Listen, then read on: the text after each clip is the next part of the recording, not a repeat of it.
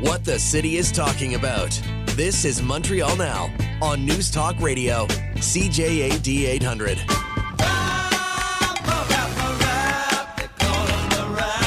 That sound means it's time for James Mennie of the Montreal Gazette. I'm Dan Delmar, by the way. Aaron's back on Monday. Hello, James. Hello, Dan. How great to hear from you again, especially on a day full of Poiliev alliteration, including clown chaos for Canadians, chaotic clown show. And you know what? As longtime listeners will tell you, Dan, I am no friend or admirer of Pierre Poiliev, but he's 1,000% right.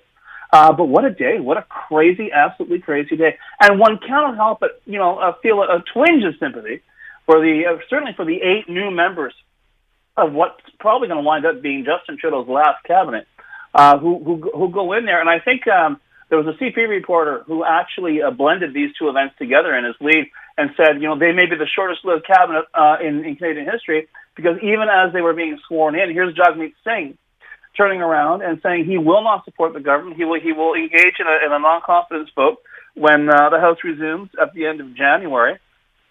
So yeah, more chaos and more and more Howard Hughes-like behavior from the increasingly isolated and erratic Prime Minister of Canada, Justin Trudeau. We knew he was going to clam up, and I'll tell you, Dan, there's still a part of me. Maybe because I have a sense of dramatic, and he's a drama teacher. His birthday is on Christmas Day. I think maybe he'll just have a little canned statement saying he's leaving then. We'll never know. And we find out at Christmas. But this is where we are. This is the surreal, Salvador Dali political landscape that we're staring at, simply because Justin Trudeau, who was once considered to be the future of Canadian politics, clearly doesn't know when it's time to leave. Yeah, I mean, the tweets is the only indication that the Prime Minister has any feelings about anything, and the tweet implies that he's ready to go back to work for Canadians and work hard, yada, yada. So what are you going to do? I mean, it seems a little like bordering on delusional at this point. Like, how much longer can we go on? And I got to tell you, Dan, the finger has been pointed at Jagmeet Singh, in the past for grandstanding, for making statements that were not necessarily backed up by any kind of logic or any potential action. But the first thing that went through my mind when he announced this, and the timing of it, is basically this is a letter to the federal Liberal Party wrapped around a brick and thrown through the party's front window. And he's saying, listen, you can stick with this guy. You can play this game. You can keep, eroding the credibility of Canada's government, our place on the world stage. Because let's face it, you know as well as I do, Dan, this time of year, we're not exactly top-heavy with news stories. So if the government of Canada has decided to start, driving around in clown cars and wearing size 27 shoes, the world's going to pay attention. And he's saying, you know what, you have until the end of January to dump this guy. And guess what? I may change my mind. Guess what? If you prorogue, you find yourselves a new leader, maybe we can do something. But as long as you turn around and play this game, as long as you let Justin Trudeau be the ringleader of your circus, I'm going to turn around and let's face it, he may be facing political obliteration, although maybe not for this move.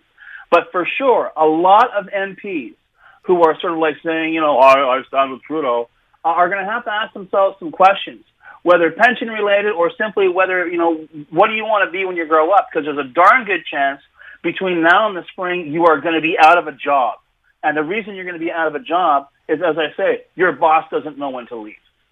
I've also said on CJAD in recent years, I mean, you can only distance yourself from an unsuccessful prime minister at the end of his tenure so much. I mean, people who continue to associate themselves with this government are going to have some questions, I think, once they try to re-enter the private sector, whatever's left of it.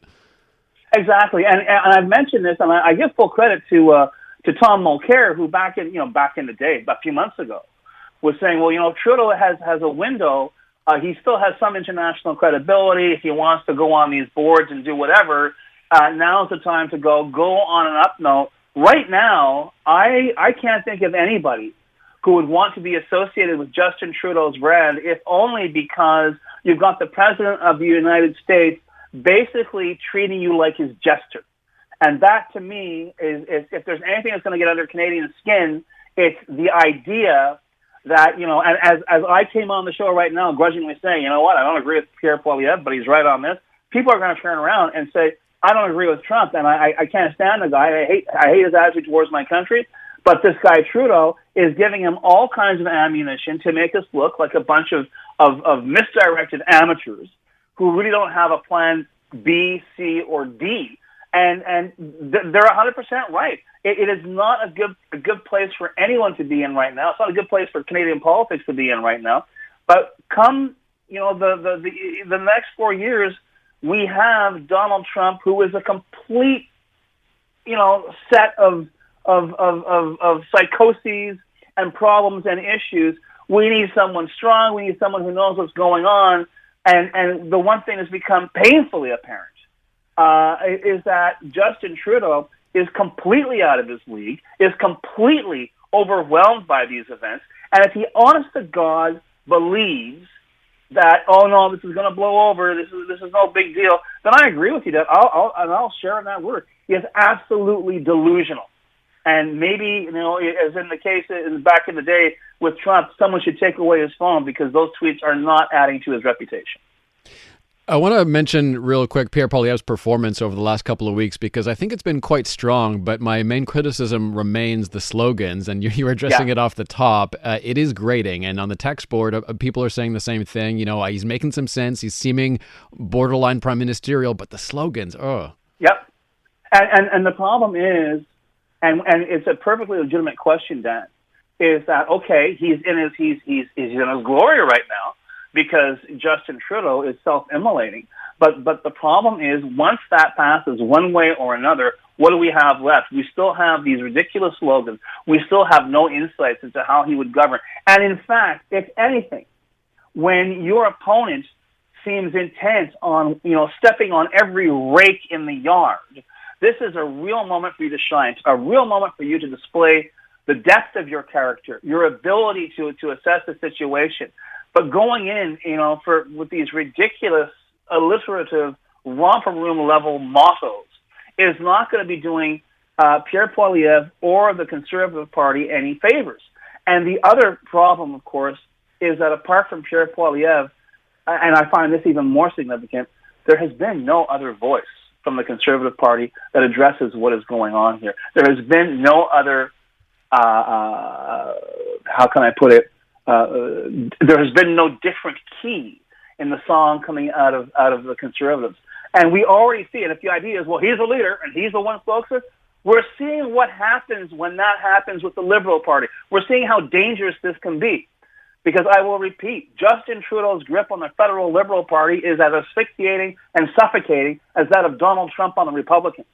And until that grip is loosened, that party, quite frankly, you know, I don't think it's overstating the case, Dan. It is doomed, and it's doomed for more than a couple of years. So I think Mr. Singh's message, as perhaps brutally delivered as it was today, is very, very germane and very, very important. If you still want to be around after, you know, the end of January as any kind of a viable political force, who do you want to have leading your party? And quite frankly, if it is the guy who happens to be leading it or appears to be leading it at the moment, what are you prepared to do to keep supporting him? Lastly, James, we're trying to figure out, you know, the mechanics of Parliament. Is it the Governor-General that could call Parliament back, or is that more the Speaker's responsibility? I don't think... Have you seen any views on that? I'm not an expert, and I suspect, though, the Speaker may have more to do with it than the Governor-General. I think the Governor-General, if we're looking at a time where government is not functioning, it's a very goofy clown show. But it's not that government is not functioning. It's not that, you know, things are not working. Well, working, he said, making air quotes. But I just think that in this particular instance, it would probably be up to the Speaker. It would be the internal mechanics of Parliament. But the other thing, Dan, if I was a federal Liberal right now and an interested party member, I'd make damn sure that from now on, you have a mechanism within your party constitution that allows you to, how can I put it politely, jettison demonstrably incapable leaders. Yeah, we need to be quicker as a democracy, cycle some of these leaders out a little bit faster, I think. The Prime Minister is not a king, but some days it feels like it, unfortunately. James, have a fantastic, chaotic clown weekend. A pleasure talking to you, Dan, and the best of the season to you and yours. Happiness and health to you all, and I look forward to the next time we speak. Thank you. Are you around next Friday? I'll see you there. Okay, we'll be there. Okay. Yeah, I can do that. Excellent. Thanks, James. Take Have it a easy, good weekend. Bye-bye.